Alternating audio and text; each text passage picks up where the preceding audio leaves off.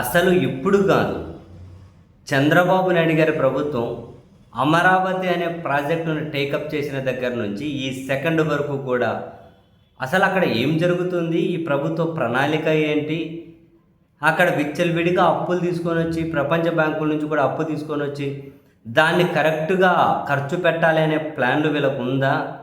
ఒకవేళ అలా ఉంటే ఇంత విచ్చలవిడి ఖర్చు ఏంటి? నిజంగా ఒక్క మొక్క అర్థం కాదు. 14-19 మధ్యలో ఏమన్నారు? తాత్కాలిక సచివాలయం, తాత్కాలిక హైకోర్టు, తాత్కాలిక ప్రభుత్వ భవనాలు అన్నారు. అది కూడా అప్పులు తెచ్చే కట్టారు. తర్వాత ఇప్పుడేమంటున్నారు? శాశ్వత హైకోర్టు భవనం, శాశ్వత అసెంబ్లీ, శాశ్వత వాటి కోసంగానే ఎంత ఖర్చులు? హైకోర్టు నిర్మాణాని కోసం 1480 కోట్లు, అసెంబ్లీ నిర్మాణ ఖర్చేమో 1150 కోట్లు.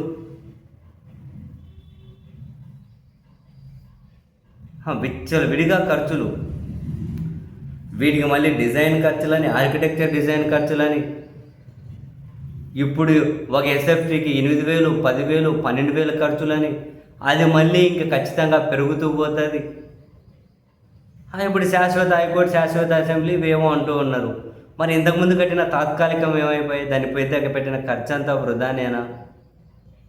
పోనీ అసలు వీళ్ళు ఎప్పట్లోగా పూర్తి చేయగలుగుతారు? ఇంకా డిజైన్లకే 100 కోట్లు ఇచ్చే దగ్గర ఉన్నారు. డిజైన్లకే విచ్చలవిడి ఖర్చు. అసలు ఇవి ఎప్పుడు పూర్తి చేసేస్తారో తెలియదు. అసలు వీళ్ళు అనుకున్న ప్రణాళిక ఎప్పటికి పూర్తి అవుతుంది? ఇప్పటి వరకు తెచ్చిన అప్పులు, దాని వడ్డీల మాట ఏమిటి? ఏం డబ్బులు ఖర్చు పెడుతున్నారు? ఏమన్నంటే నీ డబ్బులు అప్పులు తెస్తున్నావు అంటారు. అప్పులు ఏమన్నా వీళ్ళ ఆస్తులు ఏమన్నా తాకట్టు పెట్టి అప్పులు తెస్తున్నారా? ఆంధ్రప్రదేశ్ రాజధాని అమరావతి అనేది ఆంధ్రప్రదేశ్ ప్రజలకు సంబంధం లేకుండా ఉంటుందా? దాని మీద ఎవరు ఎలాంటి వ్యాఖ్య చేసినా కనుక ప్రభుత్వం వైపు నుంచి, వాళ్ళ మీడియా నుంచి ఎదురుదాడి ఒకటి. ఏమన్నంటే అమరావతిని విధ్వంసం చేసిన వాళ్ళకు దాని మీద మాట్లాడే హక్కు లేదంటారు. అసలు వీళ్ళ పిచ్చి పిచ్చి సమర్థనలు ఏంటో అర్థం కాదు. అసలు మొత్తం మీద ఈ ప్రభుత్వం ఈ పీరియడ్ ముగిసేలోగా అసలు అమరావతి మీద ఎలాంటి రూపు తీసుకురాబోతున్నారు దాన్ని? ఏమో ఆడున్నటువంటి సిఆర్డీఏ కమిషనర్లనేమో ఇప్పటికీ 22 నెలల్లో 4 అయిపోయారు. అంత కీలకమైన స్థానంలో ఉన్న వాళ్ళను ఇట్లా రెగ్యులర్గా మార్చుకుంటూ వెళ్తే ఇంకా అసలు వాళ్ళకి అది వచ్చి ఆ ప్రాజెక్ట్ అర్థమయ్యేది ఎప్పుడు? వాళ్ళు దాన్ని ముందుకు తీసుకెళ్ళేది ఎప్పుడు?